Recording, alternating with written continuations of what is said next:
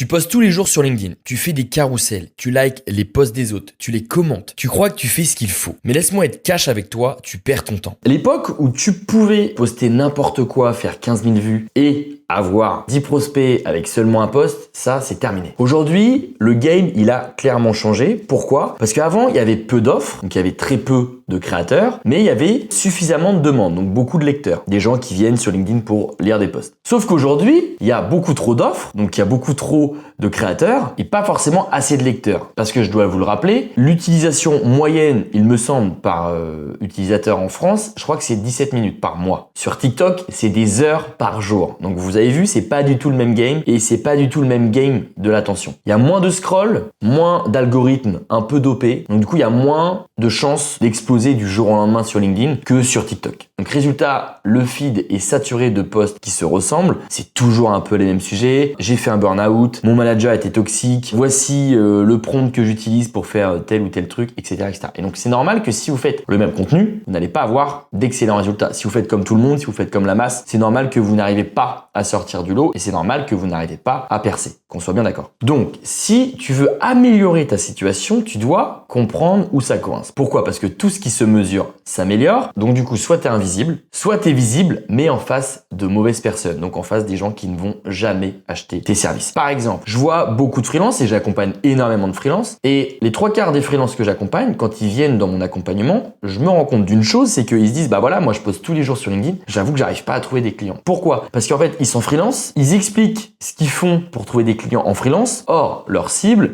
c'est des SaaS B2B, c'est des grosses boîtes, etc. Je leur dis, mais si tu regardes l'audience que tu es en train de construire sur LinkedIn, c'est une audience, à 80%, c'est des freelances comme toi. Donc si toi, tu vends une offre de vidéo pour les boîtes, c'est normal que tu trouves pas de clients. Pourquoi? Parce que dans ta communication, dans ta manière de communiquer, on a l'impression que tu aides des freelances, alors qu'en réalité, ton service, c'est pour aider tel ou tel type d'entreprise. La plupart des créateurs pensent qu'ils ne décollent pas parce qu'ils ne sont pas bons en écriture ou qu'ils n'ont pas la bonne niche ou que leur sujet est trop spécifique. Mais c'est pas ça le vrai problème. Le vrai problème, c'est que tu crées du contenu dans le vide. Ton contenu n'a pas d'âme. Et je le sais parce que j'ai testé ça pendant une semaine. J'ai testé de faire des posts sans trop réfléchir, sans prendre le temps d'améliorer, etc. Résultat, très peu de vues, aucun prospect par rapport aux semaines précédentes où j'avais une vraie stratégie que je vais d'ailleurs te partager dans cette vidéo. Et quand on a très peu de vues et peu de prospects, on ne regarde pas au bon endroit. On pense que ça vient de notre offre ou de notre cible. Alors, on se met à chercher une nouvelle cible, on change notre offre et ça peut durer 2 ans. Si tu regardes cette vidéo, je vais te montrer comment j'ai fait pour résoudre ce problème. Moi, j'ai longtemps cherché au mauvais endroit. Je changeais d'offre tous les 4 matins. Je lançais tout le temps un nouveau business, un nouveau projet. Pourquoi? Parce que je partais du principe que si après une semaine, je postais X contenu, j'avais X vues et que j'arrivais pas à trouver des clients, c'est que j'avais une offre de merde. Alors qu'en réalité, c'est juste que j'étais pas focus au bon endroit et j'étais pas assez bourrin. Quand je trouvais 2-3 clients, moi ça m'est déjà arrivé par exemple de vendre des formations 3D. En une semaine, j'ai dû en vendre 5 ou 6 et je me suis dit bon bah j'ai l'impression que plus je continue de créer du contenu et moins j'ai de prospects, donc ça veut dire que le business il est pas viable et que ça sert à rien de continuer. En fait, c'est juste que il y a plein de gens qui likaient, je suis pas allé les voir en DM, il y a plein de gens qui commentaient, je suis pas non plus allé les voir en DM. Donc j'avais un business qui était validé. Pourquoi? Parce que j'avais eu déjà 4-5 clients qui ont mis un coup de carte. Donc je pars du principe quand quelqu'un vous fait un virement, on vous paye, ça veut dire que ça valide le marché. Et en fait, mon seul job à partir de ce moment-là, ça aurait été de d'écrire mes 5 clients, de comprendre d'où ils viennent, pourquoi ils ont acheté avec moi et pas un autre, pourquoi ils ont acheté à ce moment-là et pas plus tard, etc., etc. Et du coup, ça me permet de mieux comprendre ma cible, d'affiner mon offre, d'améliorer mon offre et j'aurais pu vendre cette formation encore des mois et des mois. Le problème, c'est que je me suis dit, ah, c'est bizarre, ça va pas assez vite parce qu'on est quand même dans une société où si au bout d'une semaine, on n'a pas un business qui nous rapporte 100 000 euros par mois, on est mauvais. Et ça, faut arriver à enlever ça de notre tête parce que les 3/4 des gens qui font 100 000 euros par mois ne gagnent pas 100 000 euros par mois. Bon, ça, c'est un autre sujet. Mais ce que je veux dire, c'est que d'abord, tu dois essayer de vendre ton offre à 1 ou 2 clients. Ensuite, ça valide le marché. Ensuite, tu vas affiner cette cible-là. Et comment tu affines cette cible-là? Tu vas décrire du mieux que possible tes 2 premiers clients. Donc, pourquoi ils t'ont fait confiance? Comment ils t'ont trouvé? Leur situation actuelle? Leur problématique actuelle? Pourquoi c'est urgent? Quel problème tu résous? C'est quoi la fonctionnalité phare de ton service C'est quoi le truc qui a fait que ton prospect est devenu ton client? C'est quoi le truc qui a fait que ton prospect a acheté ton produit ou ton service, etc., etc. Bref, tu poses plein de questions, tu essaies de définir une belle liste de ton client et derrière, tu as juste à aller chercher des prospects qui ressemblent à tes 2 clients actuels. Et ensuite, tu vas pouvoir avoir une offre, pas parfaite, ça je te l'accorde, mais au moins, tu as déjà une offre pour te permettre d'aller vendre, d'aller gagner de l'argent. Et toutes les semaines, tu dois avoir cet objectif de dire, ok, je me lève le matin, je dois aller gagner de l'argent, je dois aller vendre mon offre. Une fois que tu as vendu ton offre, tu as juste besoin d'aller parler à tes clients actuels que tu viens de convertir. Et une fois que tu as parlé à tes clients actuels, tu vas essayer de savoir ce qu'ils veulent absolument en priorité, ce dont ils ont besoin, pourquoi ton service est bon à tel endroit et moins bon à tel autre, etc., etc. Pars du principe que si tu as vendu 1 ou 2 fois, tu as une offre qui peut se vendre et ce que tu dois faire maintenant, c'est de vendre tous les jours. Créer du contenu et prospecter. Pendant quelques jours, oublie ton offre et ne change pas de cible. Ta grande problématique, c'est que tu n'as pas de système clair. Tu postes quand tu as une idée, tu changes de ton toutes les semaines, tu changes de cible toutes les semaines également. Tu ne sais pas qui tu veux attirer ni quelle douleur tu veux résoudre. Comme tu ne vends pas assez grâce à LinkedIn, tu penses que le problème vient de ton business. Or, je suis convaincu, avec des années d'expérience, que n'importe quel business peut fonctionner si on a de la visibilité. La preuve, avec des restaurants qui sont loin d'être ouf, ils peuvent cartonner s'ils sont bien placés. Bon, par contre, tu fidélises pas tes clients, mais comme tu as suffisamment de visibilité, limite tu t'en moques de fidéliser. Bon, évidemment, c'est toujours mieux de fidéliser pour gagner plus d'argent sur le long terme. Une des raisons pour laquelle tu stagnes sur ce réseau, c'est parce qu'on t'a dit qu'il fallait pas se prendre la tête et qu'il fallait créer du contenu sur LinkedIn. Ok, très bien, tu crées du contenu sur LinkedIn, mais si on regarde de plus près, tu te retrouves à poster des images d'IA complètement bidons que tout le monde poste pour espérer entrer dans le moule. Mais qu'est-ce que ça t'apporte? Rien. Ça ne t'apporte rien et tu sais pourquoi? Car je pense que sur tous les posts que tu peux voir sur LinkedIn, il doit y avoir seulement 10% des créateurs qui trouvent réellement des clients sur ce réseau. Les autres se copient entre eux, galèrent, mentent pour espérer trouver des clients et cartonner. Moi, je le vois parce que j'ai accompagné plus de 200 freelances. Et ce que je vois, c'est que ceux qui cartonnent n'ont pas forcément une offre incroyable. En fait, ceux qui cartonnent, déjà, ils appliquent ce que je dis et ils sont en mode focus sur la vente. Ils ont compris qu'ils avaient des très bonnes compétences d'un point de vue technique. Maintenant, les compétences qu'ils doivent apprendre, c'est la vente. C'est arriver à se mettre en avant, c'est savoir vendre son service, c'est faire un minimum rêver les gens. J'aime pas dire ce mot-là parce que beaucoup de gens interprètent mal la phrase vendeur de rêve, mais quand vous vendez du rêve, c'est juste pour inspirer les gens, se dire ah ouais, ça a l'air d'être dingue, parce que si vous êtes vraiment confiant de votre service, derrière, les gens ne vont pas être déçus. Là où il y a un problème quand on dit je vends du rêve, c'est si derrière, votre service est à chier. Par exemple, on le voit avec beaucoup de formateurs, on appelle ces formateurs-là des vendeurs de rêve. Pourquoi? Parce qu'ils savent vendre du rêve, je te promets de gagner 20, 30 000 euros par mois, etc. Mais derrière, on achète la formation, on est déçu. Pourquoi? Parce qu'à la fin de la formation, on n'arrive pas à atteindre les 20 ou 30 000 euros prévus. Et du coup, c'est pour ça que ça crée des gens frustrés. Et moi, je le vois par exemple sur des vidéos YouTube. Je fais de très bonnes vidéos YouTube. En tout cas, j'essaie de faire des vidéos où j'essaie d'apporter un maximum de valeur. Mais comme je n'ose pas encore vendre assez de rêves dans mes titres ou dans mes miniatures, eh bien, personne voit mes vidéos YouTube. C'est ça la triste réalité. Et du coup, c'est le même principe avec votre offre. Vous pouvez avoir le meilleur service, les meilleures compétences. Si quand vous parlez à votre prospect, vous ne vendez pas de rêve, vous n'êtes pas forcément sûr de vous, etc., ça ne se vendra jamais. Et si ça ne se vend pas, vous n'aurez jamais la possibilité de changer la vie de votre client. Parce que c'est ça, un service, c'est de changer entre guillemets à votre échelle la vie de votre client. Donc, vendez du rêve. Les gens qui percent sur LinkedIn, c'est pas ceux qui ont le plus de talent. Et d'ailleurs, quand je dis percer, c'est pas forcément avoir un max de likes, c'est avoir suffisamment de vues pour attirer un maximum de clients. Pour cartonner sans faire énormément de vues, tu dois prendre en compte ces 3 points. En premier point, j'ai compris un truc qui m'a complètement débloqué dans ma manière de créer du contenu, c'est quels conseils je donne à mes clients. Et à partir des conseils que je donne à mes clients, j'en fais un contenu. Car logiquement, si tu donnes des conseils à tes clients, c'est pour les aider. Tu les aides et en plus de ça, tu gagnes de l'argent. Et si tu penses que c'est une mauvaise chose de donner gratuitement ce que tu peux donner en payant, tu te trompes. Car un post LinkedIn n'aura pas le même impact qu'un coaching, par exemple. Donne gratuitement et répète-toi s'il le faut. Donc en 1, donner gratuitement ce que tu as l'habitude de donner en payant, personne ne te le reprochera. En 2, tes clients actuels vont attirer tes clients de demain. Donc pars des problématiques des clients actuels et fais-en un post LinkedIn. Exemple, mes clients actuels ne savent pas prospecter pour vendre leur service, hop, un post LinkedIn pour leur expliquer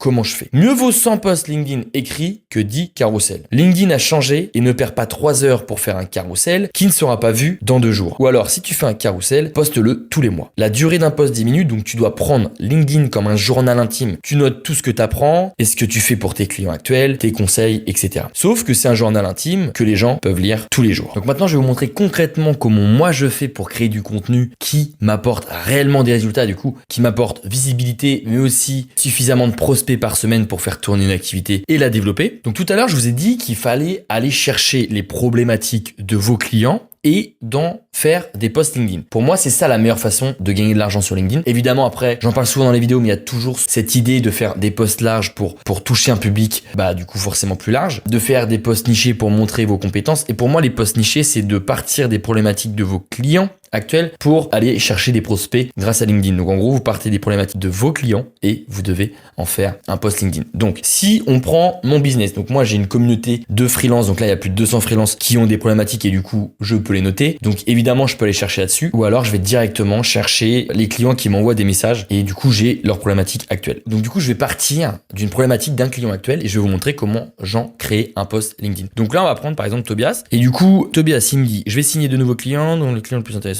J'ai une question, j'ai un prospect qui m'a demandé un playbook et je n'en ai pas encore. Tu me conseilles de mettre quoi dedans? Ok, donc en gros, qu'est-ce qu'on met dans un playbook, dans un portfolio, etc. Du coup, moi j'ai mis montrer comment tu fonctionnes quand on devient ton client, call pour cerner tes besoins, etc., etc.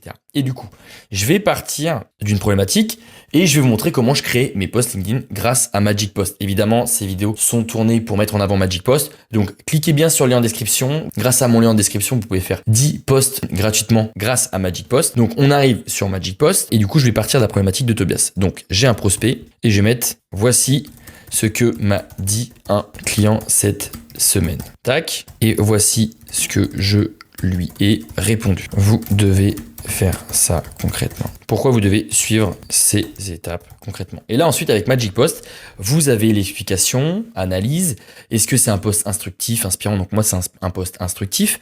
Paramètres, vous pouvez changer les paramètres comme bon vous semble. Donc moi j'aime bien la tonalité conversationnelle. Vous pouvez mettre engageant, donc ton qui implique et encourage les échanges, etc. Moi, j'aime bien ton informel, plutôt direct. Ok. Emoji, j'en mets pas. Vouvoiement. Moi, j'aime bien quand je m'adresse à une audience parler avec le vouvoiement parce que je m'adresse pas à une seule personne. Je m'adresse à tout le monde. Donc, du coup, le registre vouvoiement, pas de genre, langue français et Magic Post. Après, option d'avancée. Donc, moi, j'ai mis un petit PS. J'aide les salariés du marketing et du growth à vivre du freelancing. Donc, 5K par mois où je prospecte pour toi. Donc, en gros, ça, c'est le PS parce que le PS, c'est le truc qu'on lit le plus. Et du coup, ça, c'est en fin de post. Il y aura ça et au moins à chaque post, les gens peuvent savoir ce que je propose. Là, je vais faire générer un post. Et moi, je peux vous assurer que c'est comme ça que je gère ma création de contenu au quotidien. Je pars d'une problématique d'un client. J'en fais un post LinkedIn et je vais ensuite vous montrer comment je gère toute ma stratégie pour pouvoir poster 1 à 3 posts par jour. Donc là, voilà, on a le post. Donc, on va se mettre en vue ordi. Donc, voici la meilleure façon de construire un playbook qui fonctionne vraiment. La clé est de suivre un processus clé à éprouver. Commencer par un. Et là, en fait, on a envie de cliquer sur voir plus. Commencer par un appel. Et du coup, ça, c'est mon brouillon. C'est ma trame de post. Je suis pas en train de vous dire que Magic Post, c'est révolutionnaire et que en un clic, vous allez générer des posts géniaux. Non, moi, c'est vraiment mon brouillon. Mais grâce à Magic Post, au lieu de passer une demi-heure à faire un post LinkedIn, je passe 5 à 10 minutes grand max. Du coup, je vais voir ce que j'aime pas, les tournures de phrases. Je vais aussi supprimer les phrases qui sont trop longues ou les phrases où je me répète, etc., etc. Cette étape est cruciale, je la vire. La validation est l'étape où vous assurez ça, je la vire. Hop, ici, tac. Et là, je mets pourquoi suivre ces étapes? Parce que chacun sert. Et en fait, vous avez vu, je fais un post LinkedIn beaucoup plus court. Donc évidemment, là, c'est un exemple. Je suis pas entré dans les détails, mais pour vous montrer que je gère ma création de contenu comme ça. Soit je le poste directement depuis Magic Post, donc ça va poster sur LinkedIn. Donc je fais planifier, je peux publier maintenant, donc ça va directement publier via mon post LinkedIn. Ou alors je le programme. Donc je peux le programmer pour demain matin, par exemple. Ça, c'est top. Je peux venir ajouter évidemment une image, etc. Carousel, vidéo, image. Et si vraiment je suis déçu du brouillon, je reclique ici. Et là, à partir de tout ce que j'ai modifié, ça va me refaire un post LinkedIn grâce à Magic Post. Ok. Ensuite, ce que je voulais vous montrer, c'est du coup comment je gère pour poster énormément de contenu sur LinkedIn. Et bien en fait, j'ai juste cette technique-là. Donc je vais dans mes posts. Donc en fait, je génère plusieurs brouillons quand j'ai des idées ou quand je vois par exemple des prospects qui ont une problématique. Et ensuite, je fais exactement ce que je viens de vous montrer à l'instant. Je vais après dans éditeur, je vais après dans mes posts et du coup là j'ai tous mes posts, les posts publiés, les brouillons, les posts qui sont modifiés et qui sont en attente d'être publiés, etc. Donc par exemple le post que je viens de faire aujourd'hui, on a directement l'accroche ici. Je peux venir modifier, soit je le mets en favori parce que c'est le post qui est prêt et qui attend d'être publié, soit je peux le mettre planifié, donc c'est un post qui va être publié dans quelques jours. En une journée je peux générer énormément de contenu. Il y a du contenu où je vais repasser dessus, donc par exemple tous les posts qui sont marqués comme brouillon, je vais cliquer sur ça et je vais venir améliorer, etc. Et une fois que c'est amélioré, soit je le poste directement, je le publie, soit je mets en favori. Et du coup, moi, c'est comme ça que je m'organise. Tous les posts favoris, je sais que c'est des posts que je peux publier dès maintenant. Donc en fait, tous les jours, quand je dois poster, soit je les programme, soit je vais voir les posts qui sont en favoris et les posts en favoris. Je peux venir faire ça, planifier et publier maintenant. Et là, ça va être publié sur mon compte LinkedIn. Donc vous avez vu, c'est quand même assez ouf. Et en plus, là où c'est encore génial d'être avec Magic Post, c'est que vous avez la partie idée. Donc avec la partie idée, vous allez pouvoir ajouter des thèmes. Donc moi, j'ai déjà ajouté des thèmes. Vous pouvez ajouter n'importe quel thème. Pour moi, si vous voulez avoir de bons résultats, il faut ajouter un thème et un thème égale votre cible. Par exemple, moi j'ai mis les salariés qui veulent devenir freelance en 2025, ça peut être ma cible, et du coup ça va me donner des idées de poste. Et du coup je peux faire refresh, et quand je refresh, on va me redonner d'autres idées de poste. Ok. Donc là, si par exemple, quand vous manquez vraiment d'idées et que vous n'avez pas assez de problématiques clients pour pouvoir en faire des posts LinkedIn, vous pouvez très bien utiliser Magic Post et du coup faire ce que je viens de vous montrer.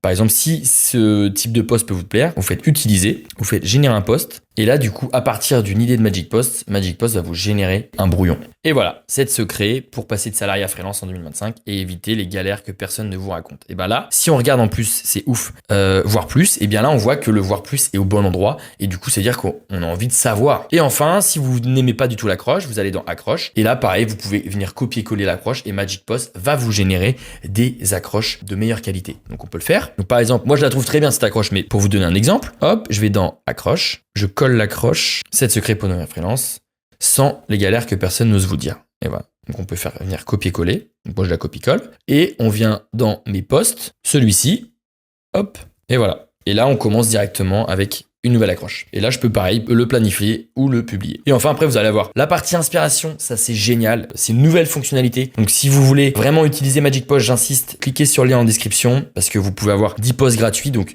c'est déjà génial pour vous faire une idée de Magic Post. Donc là, la partie inspiration, elle est top parce que du coup, vous pouvez regarder les posts qui fonctionnent le mieux en fonction des mots-clés recherchés. Par exemple, si moi, c'est des concurrents qui peuvent donner des conseils en marketing, je vais taper marketing.